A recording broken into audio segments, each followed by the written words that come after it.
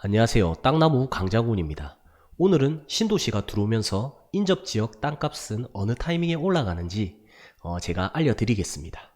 우리가 오늘 주목해야 될 내용은 신도시가 들어오는 과정에서 어느 시점에 어느 기간에 땅값이 제일 많이 올랐는가입니다. 먼저 저희 사무실이 위치한 기장군 일광면에 있는 일광신도시 기준으로 살펴보겠습니다.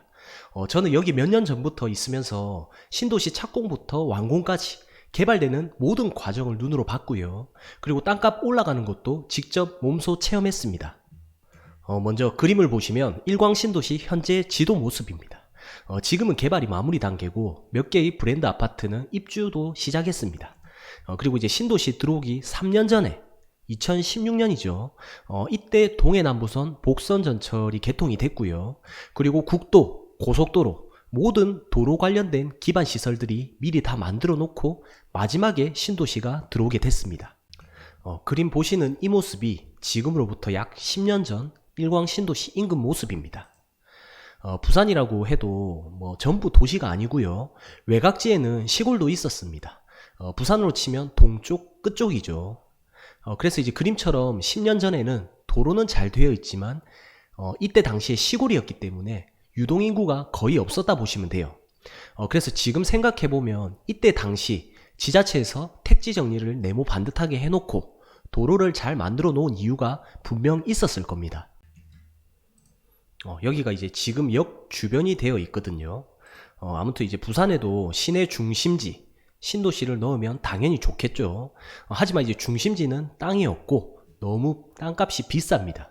그래서 이제 지자체에서 부산 동쪽 끝 외곽지 일광면이라는 곳에 도로를 만들어주고 그 다음에 신설 역사를 넣어주고 마지막에 신도시를 만들어준 겁니다. 도로랑 전철도 없는데 신도시만 만들면 당연히 이사 오는 사람이 아무도 없겠죠. 안 그래도 이제 외곽지인데 그렇기 때문에 반드시 개발 계획을 잡기 전에 도로부터 만들어주고 그 다음에 이제 역을 집어넣고 마지막에 신도시를 집어넣습니다. 그래서 이제 지금으로부터 15년 전인 일광 신도시 역사를 한번 쭉 살펴보면 2005년 뉴스 기사에 부산 일광지구가 택지개발지구로 선정되었다 이렇게 나와 있습니다. 내용을 살펴보면 부산 일광에 40만 평 규모의 택지개발 예정지구로 지정했다 이렇게 나와 있죠. 이때 혹시 신도시 인접지 땅에 투자에 들어가신 분은 저렴하게 땅을 매입할 수는 있었겠지만 많은 시간 동안 고생을 많이 했을 겁니다.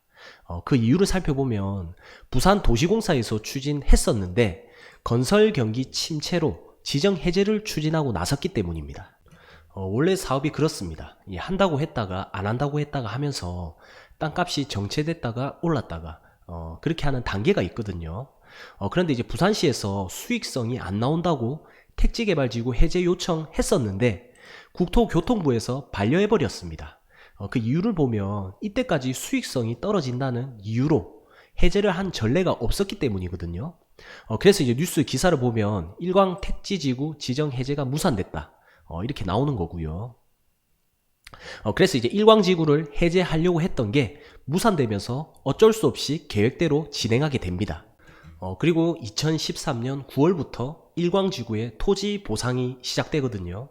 토지 보상이 시작되면 본격적으로 사업이 들어간다고 판단하시면 됩니다. 이때부터 이제 우리 투자자들이 주변 지역을 계속 살펴보면서 땅 보러 다니셔야 하는 단계예요. 왜냐하면 이제 토지 보상이 들어간다는 건 신도시 건설한다는 내용이 확실하기 때문입니다. 그래서 이제 다음 뉴스 기사를 보면 보상이 끝나자마자 바로 신도시 착공에 들어가게 되거든요. 그래서 내용을 보면 일광 신도시 지정 10년 만에 착공한다 라고 나와 있습니다. 이때가 2015년입니다. 그리고 최근 2020년 일광 신도시가 입주가 시작되었거든요.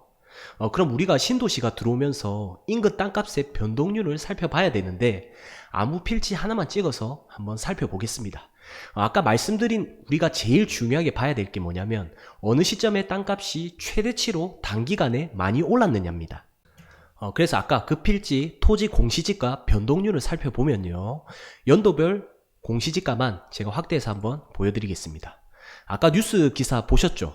2015년에 일광 신도시가 착공한 거.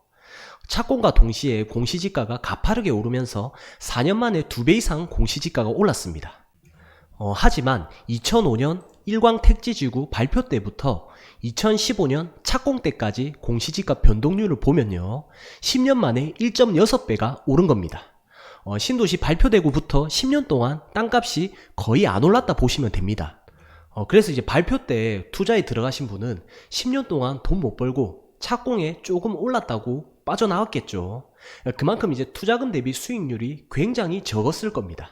근데 하지만 2015년 땅값이 조금 비싸지만 착공하는 순간을 보고 투자에 들어가신 분은 4년 만에 2배 이상 수익을 먹게 된 겁니다. 이처럼 제 글 또는 유튜브 영상을 보면서 새만금 개발 관련 문의 전화가 많이 옵니다. 보통 하시는 말씀들이 이미 오를 대로 다 오르지 않았나, 땅값이 어깨까지 올라온 게 아닌가, 그런 질문들을 많이 하시는데, 사실 개발지에 착공조차 안 됐는데 땅값이 올랐다는 거는 이 말이 안 됩니다. 제가 한 가지 확신 있게 말씀드릴 수 있는 건 반드시 개발지 착공하고부터 인접지 땅값이 가파르게 오른다는 겁니다. 새만금 경우에는 발표 후 30년 이상 착공이 되질 않고 계속 매립만 하고 지지부진했다가 어느 정도 가시화된 게 2015년 새만금 업무계획이 발표된 시점부터거든요. 그리고 이제 5년이 지난 2020년에 전라북도와 부안군 내에 역대급 예산이 편성이 됐고요. 그리고 2021년 내년부터 잼버리 대회 준비할 시설물들이 착공되고, 그 다음에 스마트 수변도시도 착공되고요. 그리고 새만금 관광 명소화 사업 부지 착공 등 많은 착공 계획들이 잡혀 있습니다.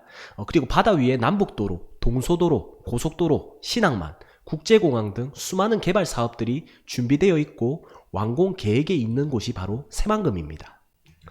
그만큼 이제 새만금 개발 발표 후 30년 동안 에너지가 쌓이면서 지금부터 폭발해버리면 땅을 치고 후회할 날이 반드시 올 거라고 저는 확신합니다. 제가 말하는 투자 타이밍이 지금부터 내년까지가 제일 적기입니다. 이 글을 보시는 분들은 10년에 1.6배 오르는 투자를 하는 것보다는 2년 만에 2배 이상 수익을 볼 수 있는 투자자가 되시길 바랍니다. 이상 오늘 내용은 여기서 마치겠습니다. 내용이 좋았다면 구독과 좋아요 눌러주시고요. 이상 땅나무 강장군이었습니다. 감사합니다.